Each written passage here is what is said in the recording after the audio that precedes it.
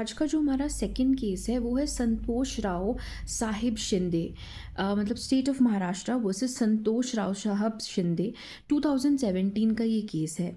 अब इस particular case में हुआ क्या था कि जो व्यक्ति है उस पे इल्ज़ाम लगा था अपनी ही वाइफ की मृत्यु का। ठीक है, उस व्यक्ति ने क्या किया, अपनी ही वाइफ को मार दिया।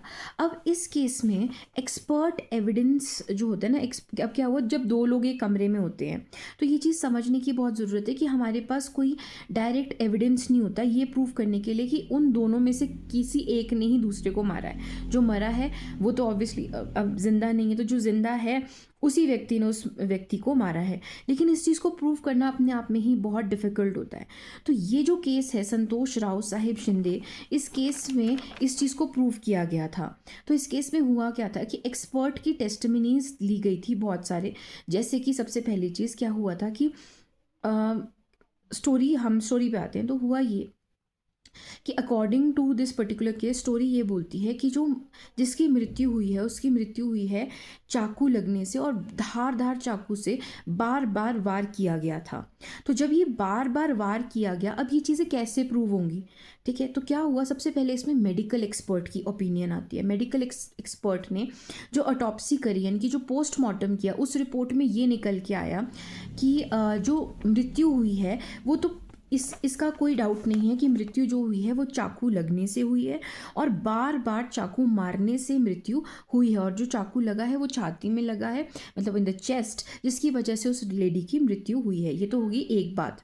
दूसरा आता है इसमें फॉरेंसिक स्टूल मार्क एक्सपर्ट, यानी कि जो फॉरेंसिक्स में जैसे कि जो चाकू है, टूल आप समझ रहे हैं, चाकू, तो उससे रिलेटेड एक्सपर्ट होता है फोरेंसिक्स। लाइक अलग अलग जो जितने भी टूल हम यूज़ करते हैं, टूल्स में हमारे पास बहुत सारी चीज़ें आ जाती है। चाकू आ सकता है, फिर उसके अलावा हमारे पास क्या आ सकता है, हैमर आ सकता है। तो ये सारी चीज़ें जो आती हैं ना, ये फोरेंसिक्स टूल मार्क एक्सपर्ट के अंदर आती हैं।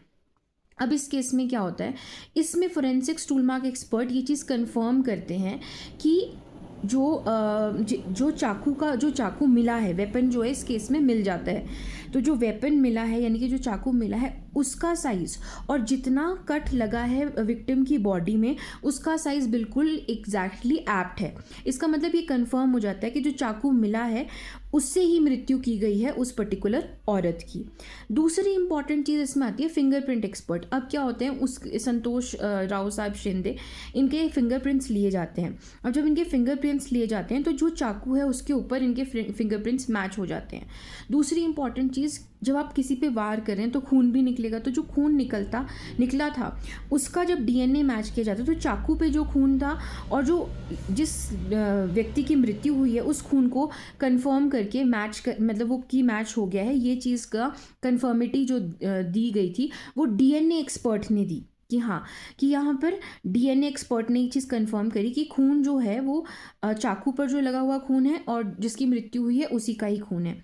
और अब एक और इसमें इंटरेस्टिंग पार्ट आती है, जो मृतक है, यानी कि जो लेडी मर गई थी, उन्होंने मरने से पहले कुछ एक सुसाइड नोट लिखा था। तो ऐसा मतलब पुलिस को वो सुसाइड नोट बरामद हुआ था। तो यहाँ पर मतलब स्टोरी जो है, जो संतोष राव साहब शिंदे के केस में जो अक्यूज्ड है, उन्होंने स्टोरी ये बनाई, पोर्ट्रे करने की कोशिश करी कोर्ट में, कि जो औरत है उसने खुद को ही बार बार चाकू मारकर अपने आप को ख़त्म कर लिया।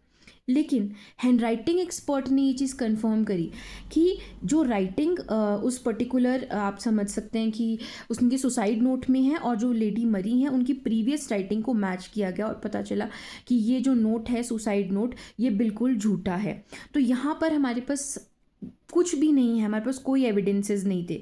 लेकिन इन एक्सपर्ट्स की ओपिनियन के बेसिस पर, सिर्फ इन एक्सपर्ट्स की, medical expert witness, forensics tool mark expert, fingerprint expert, DNA expert, इन सब की टेस्टिमनी को एक साथ एक सपोर्टिव एविडेंस बनाया, कोर्ट के सामने लाया गया, और इस केस में इनको जो है सज़ा हो गई थी।